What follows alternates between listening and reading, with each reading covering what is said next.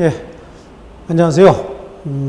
여러분하고 2016년 제19회 주택관리사부 민법 강의를 맡게 된 신의영 선생입니다.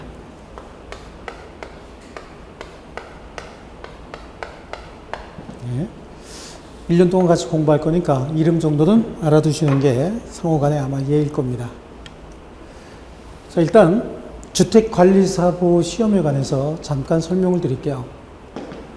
주택관리사가 아니고 주택관리사보예요.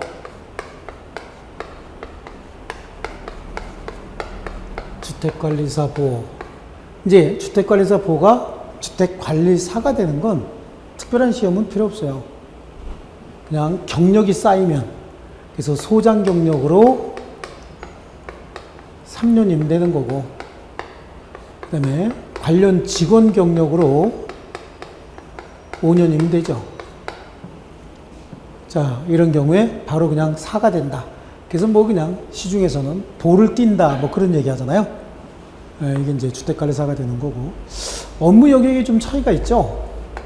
이런 경우에는 세대수로만 따졌을 때는 500세대 미만이고요. 그 다음에 주택관리사 같으면은 500세대 이상이다. 그래서 관리 대상 세대 수가 그런 건데, 뭐 500세대 미만에도 주택관리사들 많이 들어가 있어요. 그러니까 주택관리사는 두 군데 다 갈 수 있고, 주택관리사보는 500세대 미만의 공동주택에만 취업할 수 있다. 이렇게 이해하시면 되고요. 그럼 이제 시험은요. 일단 시험은 주택관리사 보시험만 봐요. 시험은 모든 국가 전문 자격이 그렇듯이 1차 시험하고 2차 시험 이렇게 나눠져 있잖아요. 이때 1차 시험이다라고 하는 건 3과목이에요. 2차 시험은 2과목이고요. 그 중에 제1과목이 민법이죠. 민법이고, 제2과목은 회계원리고요. 제3과목은 시설개론이다 라고 얘기를 해요. 그래서 120문제죠. 그 중에서 제1과목인데 1과목 민법이 좀 어렵습니다.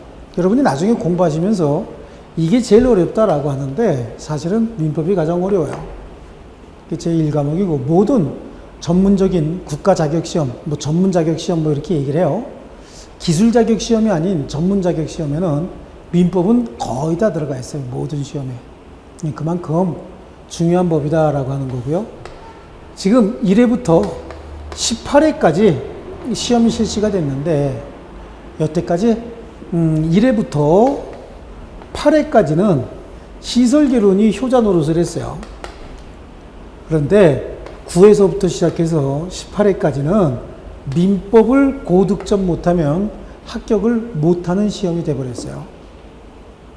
그래서 이 민법이 과목이 쉬운 과목이 아닌데도 이걸 고득점 못하면 이 시험 자체가 어려워져요. 그래서 최근에 봤던 이 18회 시험도 시설개론이 조금 어려웠어요. 회계도 쉽고 민법도 좀 쉬웠는데 문제는 여기서 고득점을 여러분이 못한다는 얘기예요. 시간을 좀 많이 할애하는데도 고득점을 잘 못하고 시간도 늘 부족해요. 하지만 이 과목은 말 그대로 법 과목이에요. 자기가 노력한 만큼 정직하게 성적이 나와요. 그래서 전체 공부 시간을 100시간으로 한다. 그러면 시간 배정을 민법에 뭐 33시간, 시설에 33시간, 회계에 33시간, 시설에 33시간, 뭐 1시간 정도 뭐 휴식한다 뭐 이렇게 하시자고요. 그러면 이렇게 배정을 똑같이 해도 성적을 많이 낼 수 있는 과목이 이 과목인 거예요. 여러분들이 이제 공부하면서 가장 잘못된 게 여기에 한 50시간을 투자하고 여기에 한 30시간 투자하고 여기다 한 20시간 이렇게 투자하고 성적은 더 많이 받으려고 하기 때문에 그래서 여기서 성적이 잘 안 나오고 좀 곤란한 일을 많이 겪는 거예요. 작년에도 제가 수업 시작할 때 똑같은 얘기를 했는데 수강생들이 공부하다 보면 자꾸만 여기에 이렇게 치우치게 되는데 이 회계라고 하는 과목이 원래 그래요. 숫자 갖고 계산해서 답을 맞히는 과목이다 보니까 이게 숫자를 계산해서 계산기 갖고 두들겨서 계산해서 답이 나오기 시작하면 이게 이제 마약에 취한 거하고 똑같은 어떤 그 뇌 반응을 일으킨다 그래요. 특히 이제 한국 사람들은 지능이 좀 높다 보니까 이 숫자 같은 거 계산하는 걸 굉장히 좀 재밌어 해요. 싫어하면서도 재밌어 합니다. 그리고 맞추려고 덤벼들고. 이제 미국이나 서양 아이들은 이 숫자 같은 거는 봐도 벌써 막 이렇게 좀 치우려고 하는데, 특별히 이제 수학의 천재들이나 이런 애들 아니면 잘 덤벼들질 않아요. 근데 한국 사람은 수학의 천재가 아닌데도 숫자 계산하면서 맞기 시작하면 아주 죽기 살기 덤벼드는 경향이 있어요. 그러다 보니까 자기도 모르게 시간 배정을 이렇게 하게 되는 거예요. 그러면서도 성적은 잘 안 나와요, 또. 그러다 보니까 막 미치고 짜증나는 거죠. 그래서 잘못하면 오류를 범하게 되는데, 처음부터 제가 말씀드리는데 이렇게 공정하게 시간 배정을 하게 되면 이 과목도 절대 금년 시험처럼 그렇게 성적이 아주 좀 저조하게 나올 그럴 과목은 아니에요. 근데 금년 18회 시험을 보셨던 분들도 속으로 한번 가만히 생각해 보세요. 여기에 얼마나 시간을 투자했고, 여기에 얼마나 투자했고, 여기다 얼마나 투자했느냐. 이걸 보셔야 돼요. 정성과 시간이 얼마나 됐느냐. 공평하게 했는데 성적이 안 좋았다라고 하면 그건 뭔가 잘못된 시험이라고 봐야 되는데 그렇지 않을 겁니다. 미리부터 말씀드리는데 이렇게 공정하게 시간 배정을 해라라고 하는 거 말씀을 드리고요. 그렇습니다. 그래서 1차 시험에 합격한 자들만 2차 시험을 보는데, 원래 모든 국가 전문 자격 시험이 그런 거예요. 1차 시험은 이 업무를 수행하는데 기초적인 소양을 묻는 문제가 1차 시험에 나오고, 2차 시험은 그 전문 자격자, 그 업무를 수행하는 데 필요한 전문적인 지식을 묻는 문제가 나와요. 그래서 2차는 공동주택 관계법규다라고 하는 게, 그 다음에 공동주택 관리 실무다라고 하는 거죠. 이렇게 구성이 되어 있다. 뭐 이것도 1차 시험 합격하고 2차 시험을 보는데 불과 한 달 반 정도, 두 달 조금 넘게 이렇게 시간을 주는 것 같아요. 그래서 1차 시험 하면서도 2차 시험도 틈틈이 공부를 해 두셔야 나중에 1차 합격하고 2차 한꺼번에 합격할 수 있어요. 그러니까 전략적으로 시간 배정을 잘 하셔야 되고, 제가 미리 팁을 드리면 아마 월요일부터 시작해서 금요일까지 매일 한 과목씩 이렇게 들어가 있을 겁니다. 물론 이 순서는 아니래도 뭐 저 같은 경우는 월요일날 민법이고 화요일날은 뭔지 모르겠는데 이 5과목을 그날 배운 건 그날 모두 소화한다라고 하는 방식으로 공부하시면 될 테고, 민법을 제외한 나머지 과목은 우리 교수님들이 공부 방법은 아마 자세히 잘 설명을 해드릴 테고, 저는 오늘 이것만 말씀드리면 되죠. 민법은 제가 여기 입문서 끝나고 나면 이제 기본서 가지고 기본 강의를 하게 될 텐데, 그게 이제 11월부터 12월 강의겠죠. 요 강의 하면서 기본서에 밑줄을 그어줘요. 기본서에 밑줄 그어주는 요 내용을 정확히 하셔야 됩니다. 밑줄 그어드린 요 내용만 정확히 하시면 60점은 확보가 된다. 요거 정도예요. 그러니까 11월, 12월 강의에 밑줄 그어드린 부분, 요건 잘 하셔야 됩니다. 60점만 맞겠다라고 하면은 요거만 그냥 계속해서 들으시면 되는 거예요. 그리고 이제 1월부터 시작해서 2월, 3월, 4월, 5월, 6월, 그러면 7월에 아마 시험을 볼 겁니다. 1차 시험 볼 거예요. 그래서 지금 9월에서 10월 과정이 이 입문서 강의지만 이 제일 중요한 부분입니다. 전체적으로 민법에 어떤 개념이 잡혀 있는 분들도 마찬가지고, 또 법학에 어떤 개념이 잘 안 잡혀 있는 분들도 이 강의를 듣질 않고 바로 여기 들어가기 시작하면은요, 기둥이나 기초를 갖추지 않고 건물을 막 올리는 거하고 똑같은 결과가 생겨요. 그래서 이 강의가 건물을 지을 때 기초 또는 기둥을 세우는 작업이다, 이렇게 생각하셔야 됩니다. 그리고 틈틈이 기본서 강의가 들어갔을 때도 틈틈이 이 책을 보고서 또 이 강의를 틈틈이 들어두셔야 됩니다. 그래야 여러분이 나중에 이럴 쪽에 가면서 판례 같은 거 공부하고 기본 이론 같은 거 공부하면서 시험 지문 같은 거 제가 설명을 해드릴 때 이해가 될 거예요. 또 새로운 판례가 나와도 요 기본 기초가 잘 잡혀 있으면 새로운 판례를 이해하는 데도 크게 어려움이 없을 겁니다. 그렇지 않고 기둥도 안 세우고 기초 바닥 정지 작업도 없이 바로 건물을 세우면 바람 불 때마다 물 들어올 때마다 건물이 흔들리고 심지어는 무너지기까지 할 겁니다.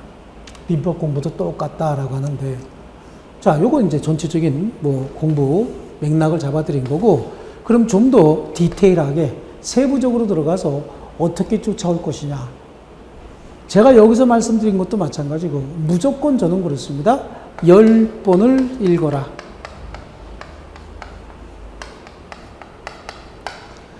진도 나간 부분 무조건 큰 소리로 10번을 읽는데 처음부터 끝까지, 그쵸? 처음부터 끝까지 10번을 이렇게 읽는 게 아니라 각 페이지별로 10번씩 읽어서 끝까지 가라 그런 얘기죠. 그래서 처음부터 끝까지 이렇게 하지 마시고 begin이라고 해야죠. 그 다음에 finish라고 해야 될까요? finish. 그렇죠? 이 영어까지 이렇게 써봅니다. 자, 이렇게 해서 한 페이지 한 바닥을 10번 읽고 나가서, 그러니까 한 페이지 한 바닥을 10번 안 읽으면 그 다음에는 넘어가지 마셔야 돼요. 10번 읽고 빨리 10번 읽는 겁니다. 그러다 보면 처음 읽을 때, 2번 읽을 때, 3번, 4번, 5번, 6번 읽어 나가면서 굉장히 읽는 속도가 빨라질 거예요. 그런데 처음부터 시작해서 끝까지 한 번 읽고, 2번 읽고, 3번 읽고, 이거 속도 안 늘어납니다. 공부 효과는 분명히 이게 훨씬 더 효과가 좋아요. 그러니까 1페이지, 2페이지 펼쳐놓고 10번 읽고, 그 다음에 3페이지, 4페이지 펼쳐놓고 10번 읽을 때, 처음에 읽을 때하고 5번, 6번 넘어가서 읽을 때하고는 상황이 달라질 겁니다. 그러니까 10번을 읽을 때 모두 다 읽느냐? 아닙니다. 그때 단원마다 제가 체크해드린 부분만 읽으시면 되는 거예요. 이렇게 해서 공부하시면 여러분 시험 보러 갈 때쯤에는 분명히 소기의 목적을 달성해 놨을 겁니다.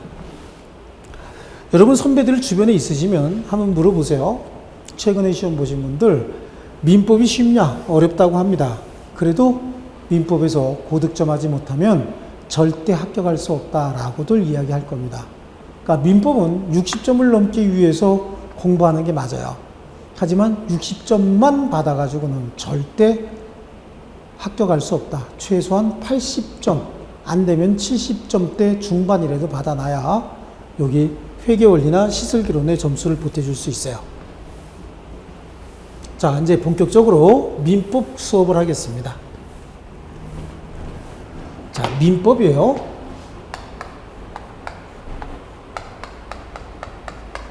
한자로 쓰면 민사에 관한 법이다. 이게 이제 민법이죠. 그러니까 민사에 관한이다 라고 하는 건 개인 간의 거래 관계에 적용하는 법이다. 이 법이 뭐냐라고 하는 거죠, 법이. 법이라고 하는 건 말이에요. 삼수변, 즉 물이 흘러가는 모습을 보고 만들었다라고 해서 이걸 삼수변 또는 물수변이라고 얘기하는데, 삼수변에 갈 것자를 합쳐서 법이라고 불렀어요. 그러니까 물이 흘러가는 이치는 물은 높은 곳에서 낮은 곳으로 흐르죠. 그렇죠? 그 다음에 거슬러 어떤 장애물이 있으면 넘으려고 하지 않습니다. 옆으로 피해 나가고. 그래서 물이 많아져서 힘이 세지면 그때 비로소 넘어가죠. 이게 이제 자연의 섭리를 물이 흘러가는 이치다라고 얘기를 하는 거예요. 그러니까 이 법이라고 하는 건 사실은 자연의 섭리다. 우리 생활 속에 살아나가는 근본적인 이치다. 이렇게 이해하셔도 충분합니다. 그런데 이 법은 로마 시대에 그 법사상이 굉장히 많이 발달했대요. 그래서 그리스 로마 신화 같은 데 보면 여러 가지 문화, 또 그리스 로마 신화에서 나오는 여러 사람들이 지금 현대 문명에 어떤 약 이름으로도 또 술 이름으로도 쓰이는 경우가 많이 있죠. 그때가 이제 그 그리스 로마 시대를 거치면서 르네상스 이런 어떤 시기가 도래하는데, 문화적으로 또는 과학적으로 발달의 기초를 닦은 때를 로마 시대다라고 얘기하고, 법사상도 그 로마 시대에 가장 많이 발달했었어요. 그래서 로마법 이후에 이 법이라고 하는 건 공법과 사법으로 나누어져요. 공법과 사법으로 이렇게 나누어진다. 이 공법이다라고 하는 건 공공 안녕 질서에 관한 법이다라고 해서요. 이 공법의 기본 개념은 이게 굉장히 중요한 겁니다. 시험에 나오느냐 안 나오느냐 이거보다는 전체적으로 우리가 민법뿐만 아니라 뒤에 가서 관계법규, 건축법이나 주택법과 같은 관계법규를 공부할 때도 이 마인드, 이 리갈 마인드라고 그래요. 법적인 마인드가 들어가 있어야 쉽게 접근하는 거예요. 이 공법이라고 하는 거는 공권력인 주체로서 국가가 국민을 규제하기 위한 것이다. 국민을 국가가 규제합니다. 규제하기 위한 규제법이다. 이렇게 얘기를 해요. 국가가 국민을 규제하기 위한 규제법이다. 국가가 국민보다 분명히 하위 개념이에요. 그때도 마찬가지였어요. 그래서 우리나라에도 옛날에 그런 거 있었죠. 국민, 민본 사상이다. 그래서 민심은 천심이다. 뭐 이런 얘기도 했었고. 그래요. 그래서 국민이 국가보다는 훨씬 더 상위의 개념인데 밑에 것이 윗분을 규제하겠다. 그러면 지 마음대로 규제하겠다가 아니라 분명히 어떤 목적이 있어야 됩니다. 그 목적은 뭐냐? 질서인 거예요.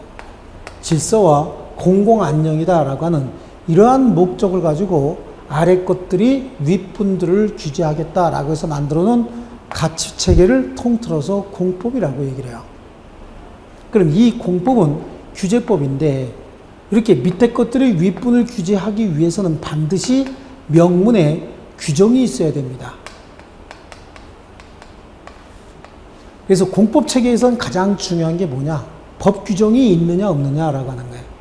그래서 법 규정이 있으면 규제가 가능한 거고 법 규정이 없으면 규제가 불가능한 건데 가끔가다 국가 권력을 가진 자가 법 규정도 없는데 지 마음대로 막 국민을 규제하는 경우가 있어요. 이걸 뭐라고 얘기해요? 독재자라고 얘기하죠. 그리고 이런 정권을 파쇼 정권이다 뭐 이렇게 얘기를 해요. 우리나라도 이런 때가 있었어요.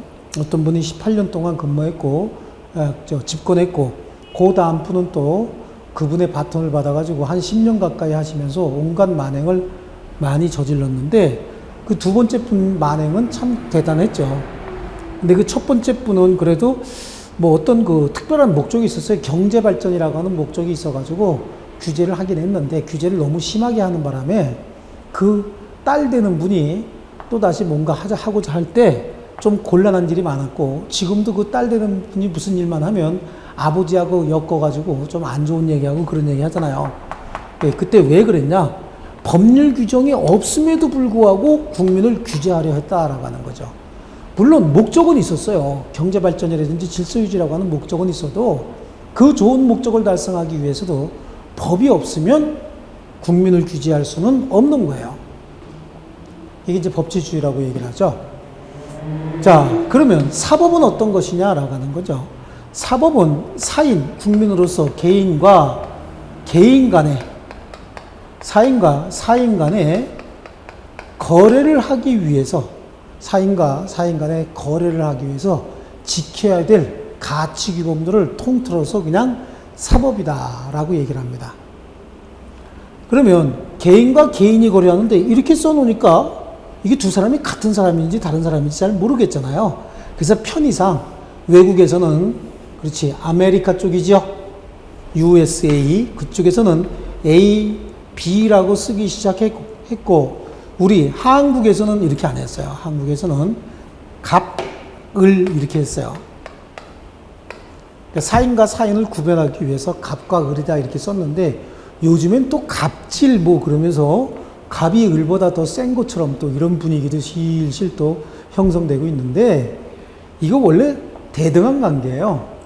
대등한 관계인데 꼭 무슨 계약을 체결하면서 자기가 먼저 나와야 좋은 것처럼 뭔가 좀 힘이 있고 뭔가 지시하고 뭔가 이렇게 베풀어주는 사람들은 자기를 꼭 갑에다 넣다 보니까 그런 분위기가 형성돼서 그렇지 사실은 대등한 관계예요. 그래서 이 사법이라고 하는 건 대등한 사이인끼리 거래 관계에 적용하기 위한 가치규범의 총체다. 이렇게 이해하시면 되는데, 그럼 개인끼리 거래하면 뭘 거래하느냐라고 하는 거죠. 뭘 거래할까요? 이 민법을 하면서 계속해서 생각 많이 하셔야 됩니다. 그냥 선생님이 얘기하는 대로 멍하게 있고 뭐 적어가지고 암기할 거 없나? 이런 식으로 하시면 절대 안 돼요. 계속 제가 얘기하면서 말 시키면서 계속 여러분한테 질문도 하고 괜히 쓸데없는 얘기도 하고 그러니까 근데 다 쓸데없는 얘기가 아니에요. 어딘가 다 판례에 있는 얘기고 뒤에 설명하기 위해서 쓸데없는 농담하는 거니까 내가 쓸데없는 얘기해도 여러분은 아 저건 뭔가 뒤에 나오겠구나 라고 하는 눈치를 채셔야 돼요. 쉽게 얘기하면 통박을 재야 됩니다. 자, 그럼 개인과 개인이 거래한다. 그럼 뭘 거래할 것이냐라고 하는 거죠. 재산을 거래하는 거예요. 재산. 갑의 재산을 을과 거래를 하는 거죠. 그렇죠? 재산이 아닌데 거래하게 되면 곤란한 일이 생기죠. 국가의 비밀은 갑의 재산이 아닌데 그 국가의 비밀을 을한테 팔아먹고 있다. 걸리면 속된 말로 뒤지는 수가 생깁니다. 그냥 뒤지는 게 아니라 가족들도 골치 아픈 일이 생기는 수가 있어요. 그래, 여러 사람 다치죠? 그래서 재산을 거래한다라고 하는 겁니다. 그럼 갑이 을과 재산을 거래할 건지 말 건지, 을도 또 자기 재산을 가지고 갑하고 거래할 건지 말 건지, 이런 건 어떻게 결정해요? 그렇죠.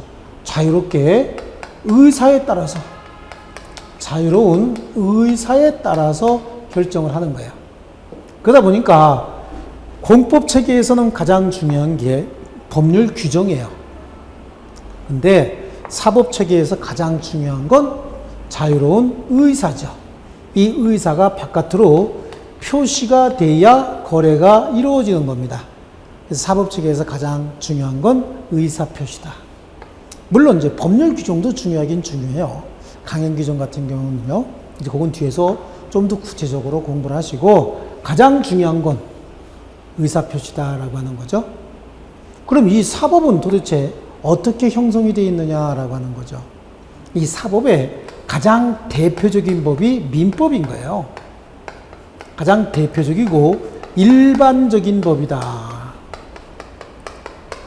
일반적이고 대표적인 법을 민법이다라고 하는데 우리가 지금까지 머릿속에 가지고 있을 때 일반적이다 또는 일반화되어 있다 이런 얘기를 하게 되면은 흔하고 가치 없는 것으로 잘못 착각을 하고 계시는 분들이 있는데 일반적이다, 일반화되어 있다, 일반적인 요건이다 이런 게 나오면은 모든 관계에 다 적용되는 모든 관계에 다 필요한 그런 의미로 해석하셔야 돼요.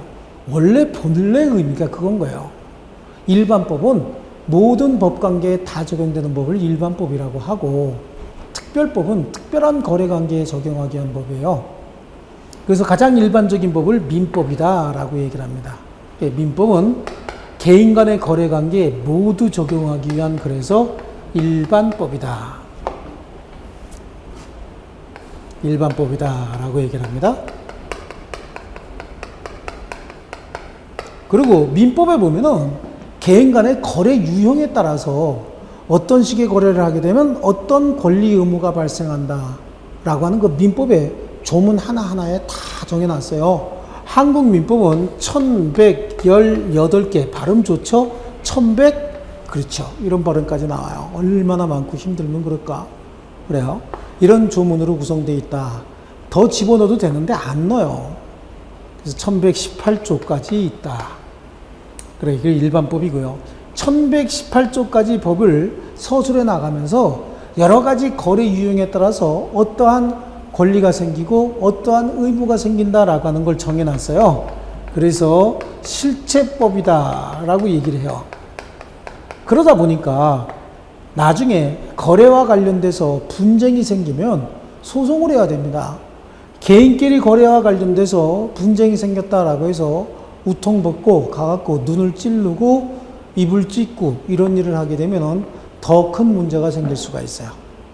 그러다 보니까 소송을 하게 되는데 그럼 소송을 할 때 판사들이 얘네들이 이런 거래를 했는데 과연 얼마에 뭐가 생기고 얼마를 줘야 되고 뭘 갖다 줘야 되느냐 뭐 이런 걸 판단할 때는 결국은 민법을 볼 수밖에 없어요.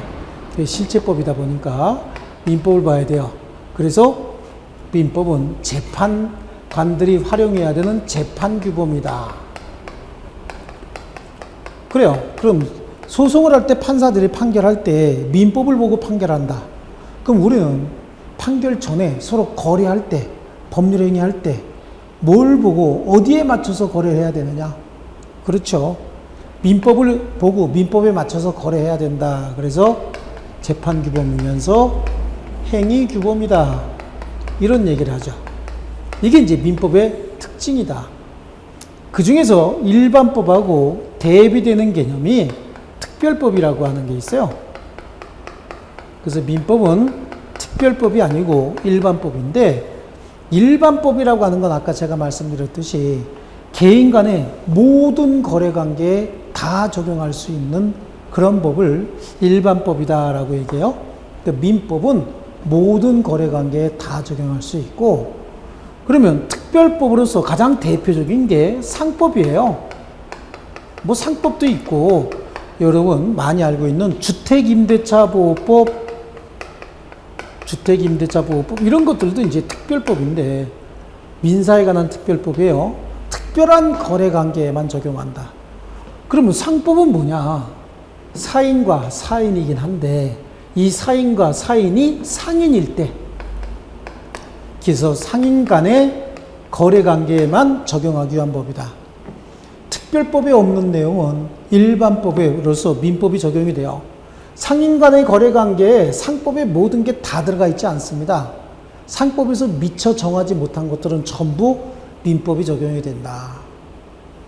그러면 주택임대차보호법은요, 이거는 임대차에 관한 건데 그 임대차 중에서 모든 임대차가 다 민법에 적용을 받는 게 원칙이지만 그 중에서 특별히 주택에 관한 임대차만, 전체 임대차 중에서 토지 임대차, 상가 건물 임대차, 주택에 관한 임대차, 여러 가지 임대차, 뭐 동산에 관한 임대차 다 임대차인데 그 중에서 주택에 관한 임대차만 이 법을 적용하겠다는 거예요.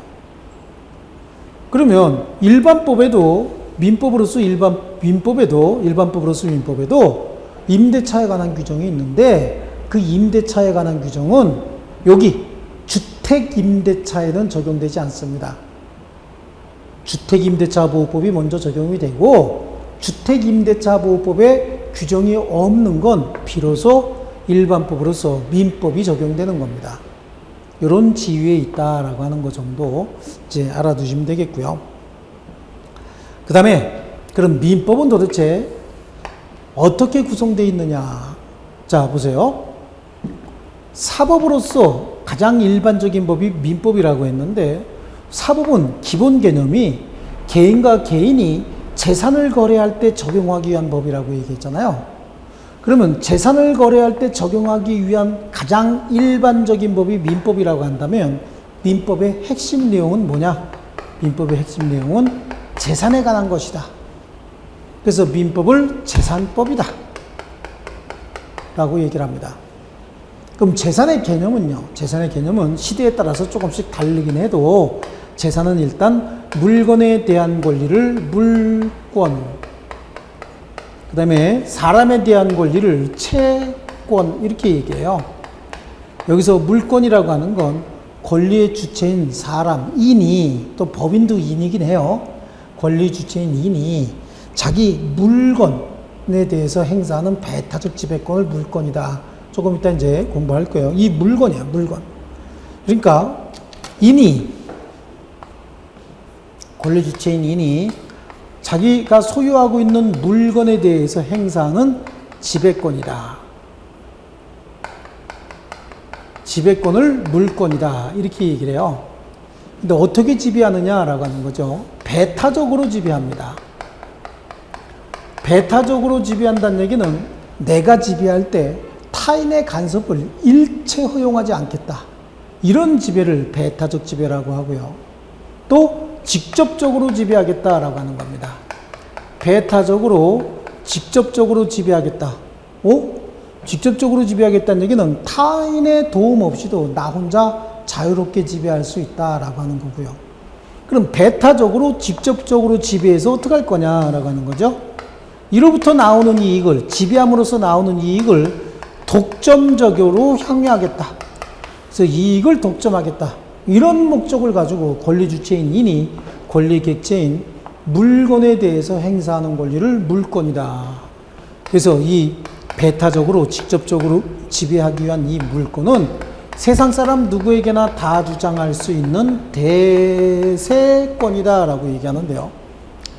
자, 예를 들면 이거예요. 이 볼펜은 제 겁니다. 근데 이 볼펜이 여러분 거라고, 지금 여러분이 필기하고 있는 그 필기 도구 볼펜 여러분 건데, 그 볼펜을 여러분이 쓰고 있는데 옆에 있는 분이 아무 얘기 없이 쑥 뺏어갔다고 한번 해보세요. 어떻게 해야 될까요? 저분 제가 가져갔네. 에이, 난 딴 거 꺼내서 쓰지. 이건 패배주의죠. 어떻게 해야 돼요? 아무 얘기 없이 뺏어갔다. 그렇죠. 팔목을 잡아서 확 꺾으면서 볼펜을 뺏어와야 되겠죠. 그리고 어디 건방지게 내 걸 뺏어가 이래야 됩니다. 왜 그럴까요? 그래요. 내가 배타적으로 직접적으로 지배해서 이 볼펜으로부터 나오는 이익을 독점적으로 향유할 수 있는 권리가 있는데, 즉 내 물건에 대해서 내가 그렇게 지배할 수 있는 권리가 있는데 그 권리를 그 사람이 침해했거든요. 그런데 이걸 그 친구가 아니고 뒤에 있는 친구가 침해했다 그러면 어떻게 해야 될까요? 뒤통수 맞을 염려가 있으니까 조심해야 됩니까? 똑같이 할 수 있겠죠. 뿐만 아니라 친척이나 친구가 그랬어도 용서하고 싶은 마음이 있으면 용서해 주겠지만 용서하고 싶은 마음이 없으면 똑같이 뺏어올 수 있다라고 하는 겁니다. 그걸 뭐라 그래요? 세상 사람 누구에게나 다 주장할 수 있는 권리다라고 해서 대세권이다. 그러면서 세상 사람 누구든지 다 침해하게 되면은 이는 불법행위가 형성될 수 있다. 그래서 이걸 뭐라고 하냐면 절대권이다라고 얘기를 합니다. 그래서 대세권이면서 동시에 절대권이다. 이게 물권인 거예요. 그러면 채권은요. 그래서 물권은 한자로 쓰면 말이죠. 이렇게 씁니다. 물건에 대해서 행사하는 권리다. 이 물권 이렇게 얘기하고요. 채권은요. 채권은 채권자가 채무자에게 행사하는 급부 청구권인 거예요. 급부를 청구할 수 있는 급부 청구권이다라고 얘기를 합니다. 여기서 급부다라고 하는 건 특별한 행위를 해 주시오라고 하는 자귀, 아니면 그 행위는 나에게 불리하니까 하지 말아 주시오라고 하는 부자기를 요구할 수 있는 권리다. 그래서 자기 내지는 부자기를 요구할 수 있는 권리. 그래서 요구할 수 있는 자의 지위를 채권자라고 얘기를 하고요. 이 요구를 받아들여야 하는 자의 지위를 채무자라고 하죠. 채권자, 채무자 많이 들어보셨잖아요. 이것도 처음 들으면 아직 민법을 공부할 때가 아닌 거죠. 채권자, 채무자 잘 모르면. 초등학생도 알아요. 채권, 채무 이런 건요. 누가 가르쳤나 몰라. 하여튼 기가 막혀요. 다 알아. 어떻게 하는지 잘 모르겠어. 어쨌든 채권자가 채무자에게 너 나한테 줄 거 있으니까 내놔 라고 하는 급부청구권, 너는 나를 위해서 그 행위를 하지 않을 의무가 있으니까 하지 마 라고 요구할 수 있는 건데, 그러면 채권자가 채무자 을에게만 행사해야지 을의 부인에게, 처에게 할 수 있느냐 없느냐라고 하는 거죠. 부부는 일심동체라고 하죠. 예, 옛날 얘기죠. 무슨 부부가 일심동체요. 일심동체 옛날 얘기고, 부부는 왼수라고 하죠. 왼수. 그래, 오래 살면 평생 왼수, 살다가 헤어지면 철천지 왼수, 그렇게 됩니다. 만나는 순간 왼수. 뭐 다 그런 건 아니겠죠. 어쨌든 채권자가 채무자에게는 행사할 수 있지만 채무자가 이행하지 않는다고 해서 그 부인에게 행사할 수는 없는 겁니다. 옛날에는 그랬어요. 채권자가 깍두기 동원해서 부인들한테 가서 겁주고 막 그랬는데, 우리 90년대 후반에 IMF가 겪으면서 우리 부인들이 싸나워졌어요.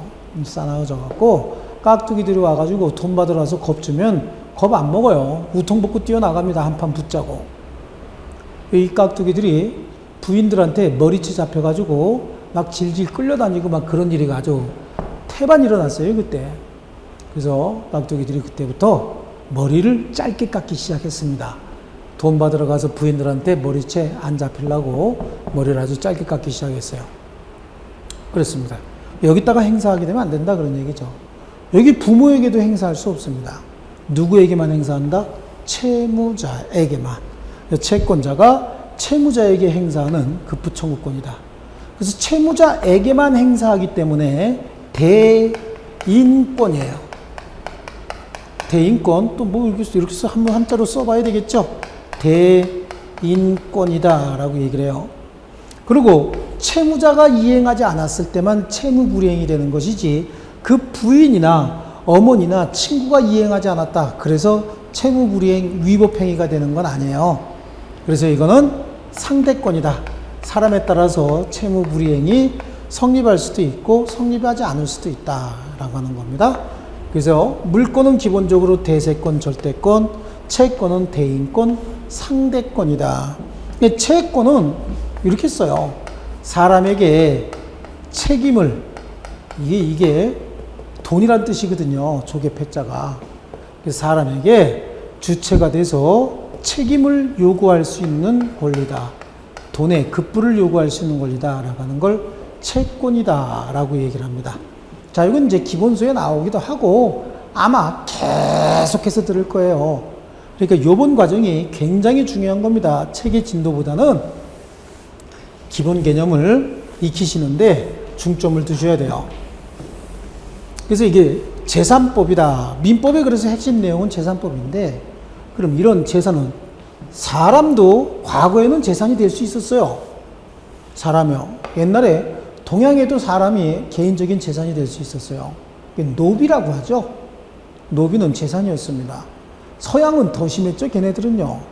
그래서 걔네들은 노예라고 부르는 그런 거, 그래서 뭐 피부색 가지고 그런 짓을 좀 많이 했어요. 아직도 그런 사상이 많이 남아 있어갖고 그놈들은 그 인종 차별을 좀 많이 하고, 그 대표적인 게 나치즘이잖아요. 그래서 그 서양에서는 지금 인종 차별이라든지 이런 발언이 나오면 바로 굉장히 큰 불이익이 생겨요. 그게 뭘 떠올리냐면 나치즘을 떠올리는 거예요. 그래서 굉장히 큰 문제가 일어나게 됩니다. 자, 하지만 지금은 사람은 언제나 권리의 주체인 것이지 권리의 객체가 될 수는 없어요. 권리 행사의 대상이 될 수는 없습니다. 그러니까 사람이 사람에 대해서 소유권을 행사할 수는 없어요. 근데 가끔 그런 얘기 하죠, 우리가. 나는 자기 거야, 그런 얘기 하잖아요. 이거는 민사적으로는 허용되지 않습니다. 민법적으로는 사람이 사람을 가질 수는 없어요. 그럼 왜 그런 얘기를 하느냐라고 하는 거죠. 그래요. 정신 나가서 그러는 거예요. 정신 안 나가면 나는 네 거다, 너는 내 거다, 이런 얘기 안 하는 거죠.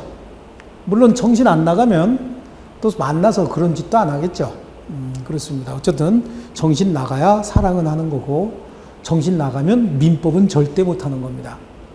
자, 그 다음에 이렇게 재산을 형성하게 되면 옛날에는 어떻게 되느냐라고 하는 거예요. 아주 고대 국가에 이렇게 보시면요. 권력을 가진 자가 재산을 얻었다라고 하는 거예요. 그리고 그 자가 사망을 하게 되면 그 다음번에는 그 재산을 승계받는 사람들이 누구냐라고 하는 거죠. 그 재산을 승계받는 사람들은 그 재산을 가진 사람하고 가장 가까운 사람들일 거예요. 그 사람들이 재산을 승계받습니다. 그럼 가까운 사람을 뭐라 그러냐? 이 사람하고 특정한 신분관계에 있는 사람들이다 라고 해서요, 재산을 승계받는 사람들을 정해놓기 시작했다. 그래서 신분법이 생겼다. 근데 신분법은 뭔가 좀 느낌이 그래요. 특권을 가지는 어떤 이런 법인 것 같아요. 그래서 나중에 이름이 이렇게 바뀌어요. 가족법으로 바뀐다. 가족법을 아직도 신분법이라고 굉장히 많이 불러요. 이 용어로 쓰이는 경우가 더 많을 수도 있어요. 어쨌든 이제 가족법인데, 그 가족의 범위는 어디까지냐라고 해서요. 가족은 친족의 범위가 어디까지다. 친족. 그 다음에 그러한 사람들은 어떤 범위 내에서 상속을 받는다. 이렇게 정해져 있는 겁니다. 이 상속도 전에는, 우리나라도 옛날에는 여자는 상속 못 받았죠. 딸들은 상속 못 받았어요. 1990년도 들어서면서 이제 여성들에게도 상속권이 생기기 시작했고, 또 시집간 여성에게는 상속권이 없다가 90년대 중반서부터 시작해서 결혼을 한 여성들에게도 상속권이 주어지기 시작하고, 지금은 남성이나 여성이나 상속의 비율이 똑같아요. 혼인을 했든 안 했든 상속의 비율이 똑같습니다. 지금은요, 남녀 평등인 거예요. 근데 옛날에는 어떻게 했냐면, 옛날에는 형제가 상속을 했어요.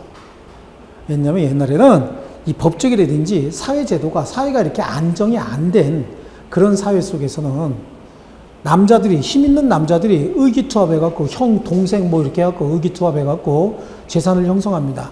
그때는 재산을 형성하는 방법이 정복사업이죠. 옆 동네 가갖고 쳐들어가서 다 뺏어오는 거예요. 뺏어오면 형제가 나눠갔죠. 그런 과정에서 힘이 세지면 따르는 부하들이 생기고 막 그래요.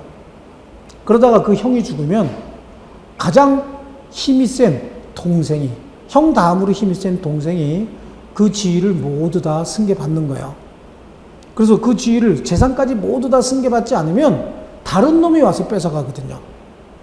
그러다 보니까 그 힘이 가장 센 동생이 승계를 받으면서 그 대신 형수하고 조카들을 키워줘야 되잖아요.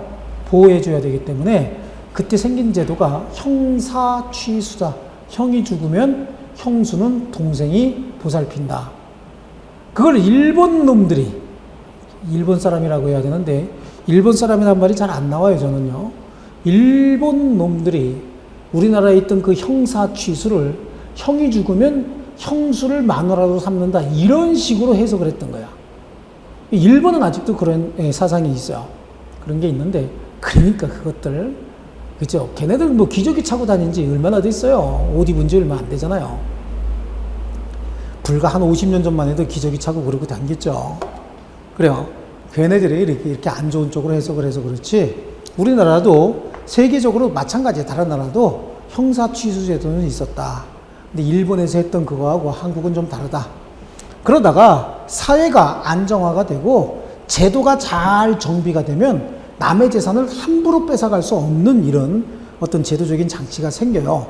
그러다 보니까 재산을 가진 자가 사망을 하게 되면 바로 힘이 가장 센 동생이 그 재산을 가져가는 게 아니라 나이가 어리고 힘이 없어도 그 아들이, 그 부인이 재산을 승계받기 시작하는 겁니다. 그래서 우리 역사에 보면은 세조가 있잖아요.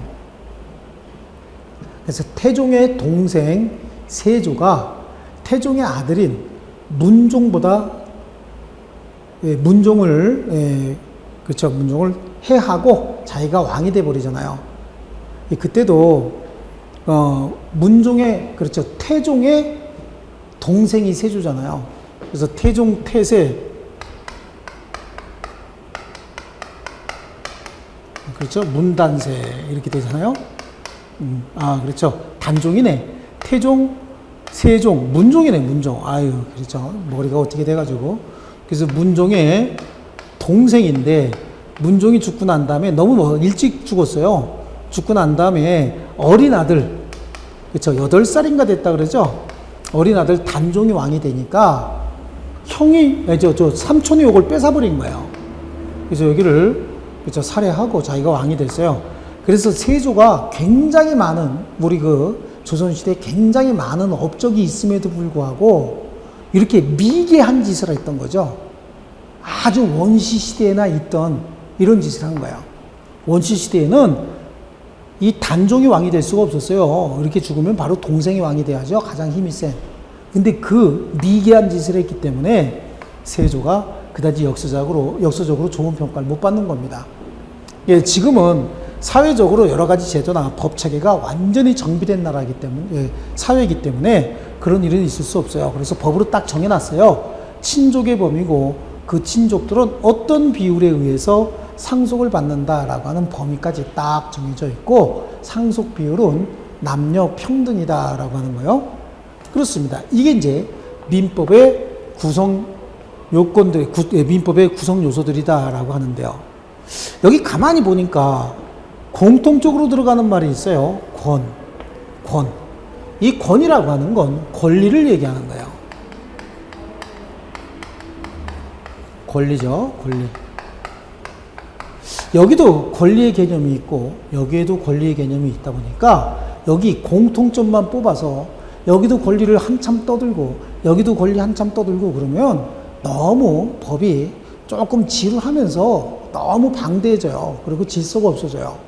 그래서 일목요연하게 잘 정리하기 위해서 여기하고 여기에 공통적인 요소, 요거만 뽑아서 한 군데다 다시 정리를 했는데 그걸 뭐라고 얘기하냐면 총칙이다 이렇게 한 거야. 그래서 이 총칙의 핵심 내용은 그럼 뭐냐라고 하는 거죠. 총칙의 핵심 내용은 말 그대로 권리인 거예요. 여기서 나온 권리가 총칙의 핵심 내용이다. 그런데 권리에 관해서 주로 정의를 하면서 총칙을 기왕 만들었으니까 전체적으로 흐르는 기본 정신을 하나 정해놓자. 그래서 통칙이라고 하는 부분을 하나 만들어 놓습니다. 그래서 민법 총칙은 통칙과 권리에 관해서 규정하고 있는데 이 통칙은 민법 제1조와 민법 제2조예요. 그래서 민법 제1조는 법원이다 라고 해서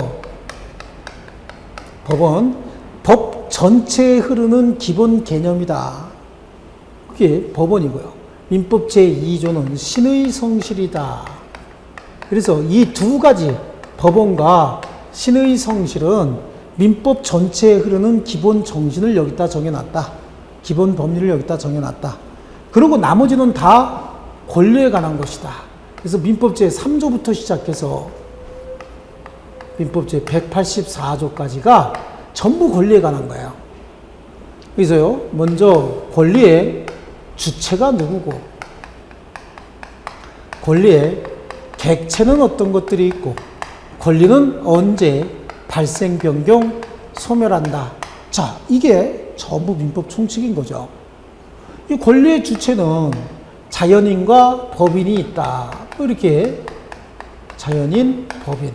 이 내용은 우리 민법 다 배우고 나면 이제 좀 이해가 되겠구나. 다 배우고 나면 이해가 될 거예요. 전체적인 틀은요. 그 다음에 권리의 객체는요. 권리의 객체는 권리의 종류에 따라서 다양하게 존재하는데 우리 민법 총칙에는 물권의 객체인 물건에 관해서만 규정하고 있어요. 물건만이 권리의 객체란 뜻은 아니에요. 잘 기억하셔야 돼요. 물건만이 권리의 객체란 뜻은 아닌데 총칙에는 권리의 객체로서 물건만 규정하고 있다. 그래서 이 물건의 종류도 우리 민법상 물건과 그래서 민법에서 정하고 있는 물건과 학문적으로 학자들이 정하고 있는 물건이 있다. 그러니까 민법상 물건은 세 개인 거예요. 그래서 부동산과 동산, 그다음에 주물과 종물, 원물과 과실 그래요. 지금 적고 계신 분 이거 안 적는 게 나을 거예요.